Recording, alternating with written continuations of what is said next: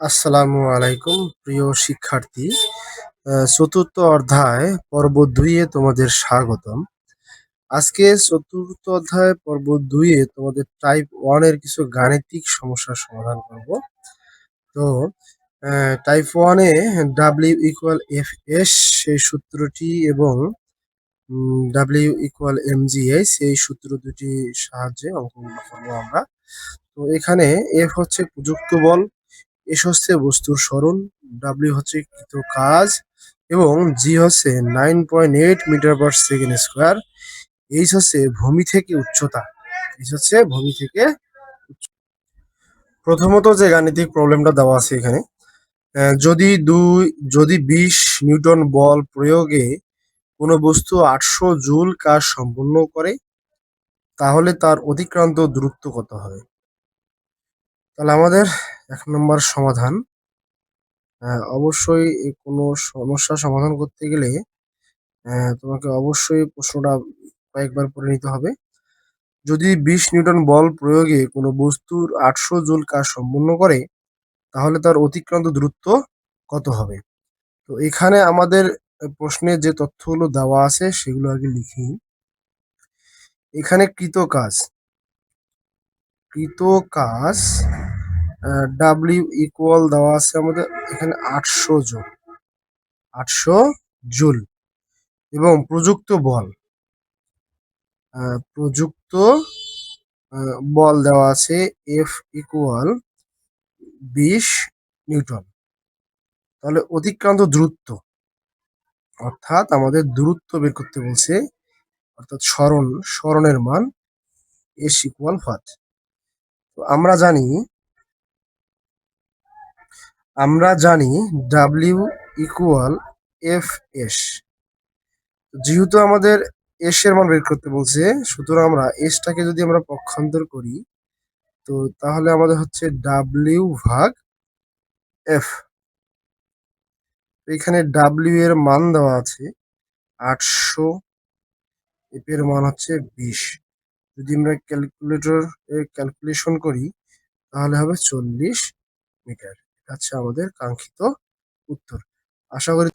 তো প্রিয় শিক্ষার্থী, আমাদের 2 নম্বর যে প্রশ্নটা দেওয়া আছে, একটি ইঞ্জিন 20 মিটার উচ্চতায় অবস্থিত 2000 লিটার পানি ধারণ ক্ষমতা সম্পন্ন ট্যাঙ্ক 30 মিনিটে পূর্ণ করতে পারে। তাহলে ইঞ্জিন দ্বারা কৃত কাজ কত হবে? এটা আমাদের বের করতে বলছে। তো এখানে আমাদের যে তথ্যগুলো দেওয়া আছে, প্রশ্নে তথ্যগুলো দেওয়া আছে সেই তথ্যগুলো এখানে উপস্থাপন করি। উচ্চতা দেওয়া আছে 20 মিটার। আচ্ছা, সাধারণত 1 লিটার পানির ভর 1 কেজি। 1 লিটার 1 লিটার পানির ভর যদি 1 কেজি হয়, তাহলে পানির ভর 2000 লিটার পানির ভর হবে কত? 2000 কেজি হবে। ঠিক আছে? আচ্ছা, এবং অভিকর্ষ ত্বরণ লাগবে যেহেতু নিচ থেকে উপরে উঠতেছি, 9.8 মিটার পার সেকেন্ড স্কোয়ার।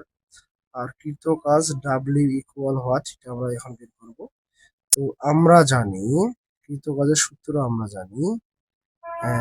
আমরা জানি W equal M G S. তো এম এর মান হচ্ছে 2000, জি এর মান 9.8, উচ্চতা হচ্ছে 20।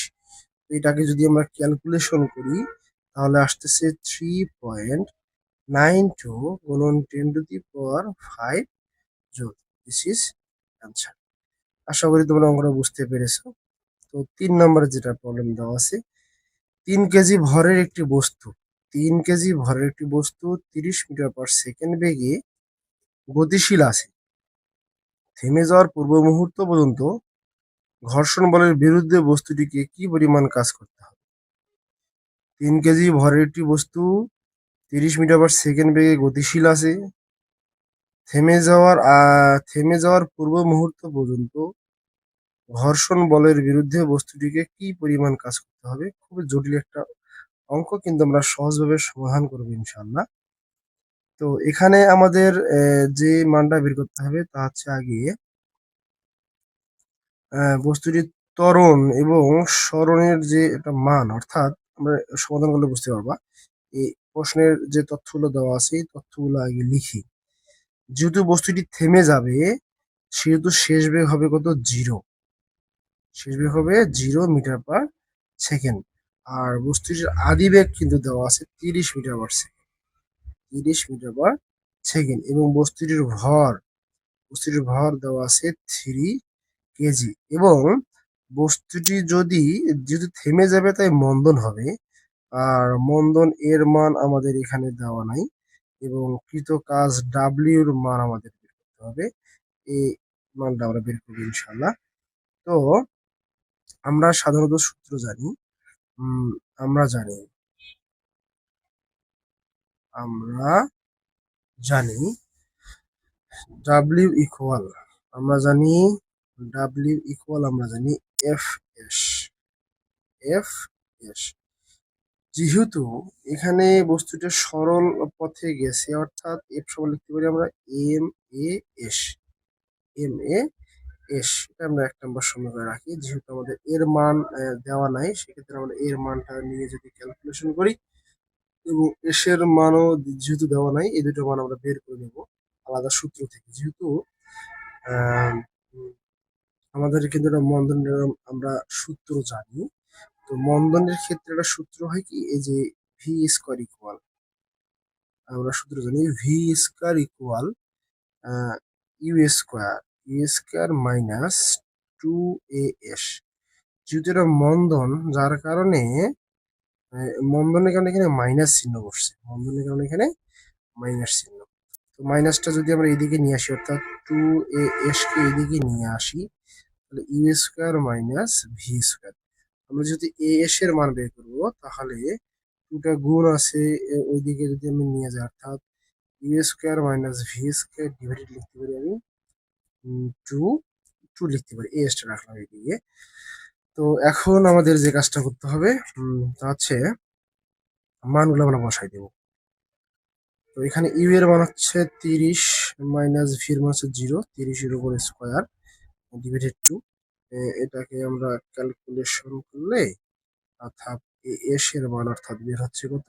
450, হ্যাঁ 450 metre square per second square. হ্যাঁ, metre square per second square, যেহেতু স্কোয়ার আছে ওইখানে। আহ, এখন আমরা কাজের পরিমাণ বের করবো। ডাতে 1 নং এস এর মান মান বসিয়ে পাই। বসিয়ে পাই। তো 1 নং সমীকরণে আমাদের ডাব্লিউ ইকুয়াল দেওয়া ছিল কত?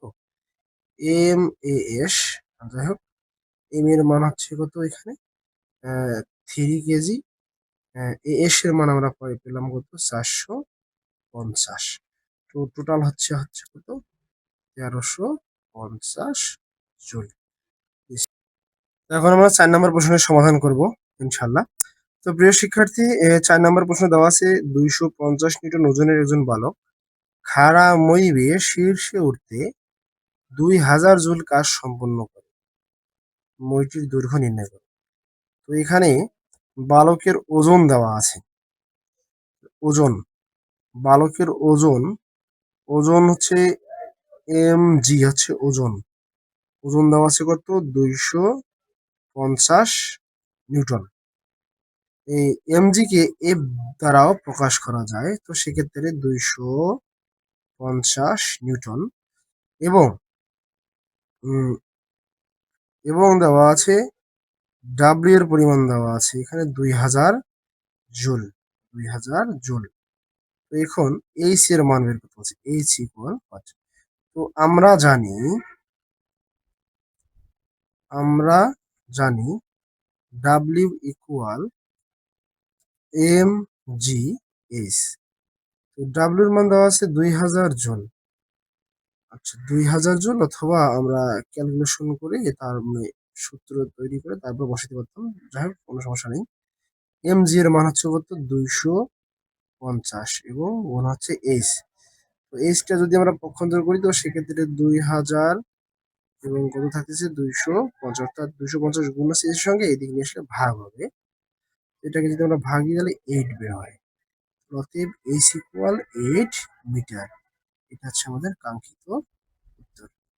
আশা করি তোমরা টাইপ 1 এর যে সমস্যাগুলো ছিল বুঝতে পেরেছো। যদি কারো বুঝতে সমস্যা হয় অবশ্যই কমেন্ট বক্সে জানাবা এবং তোমাদের বন্ধুদের সঙ্গে শেয়ার করবা। যদি কেউ সাবস্ক্রাইব করে না থাকে অবশ্যই সাবস্ক্রাইব করে পাশে থাকো। ইনশাআল্লাহ প্রতিনিয়ত তোমাদের পদার্থবিজ্ঞান, রসায়ন, সাধারণ গণিত, উচ্চতর গণিত সহ বিজ্ঞানের বিভিন্ন টপিক নিয়ে তোমাদের আলোচনা করবো ইনশাআল্লাহ। ধন্যবাদ সবাইকে। আল্লাহ হাফেজ।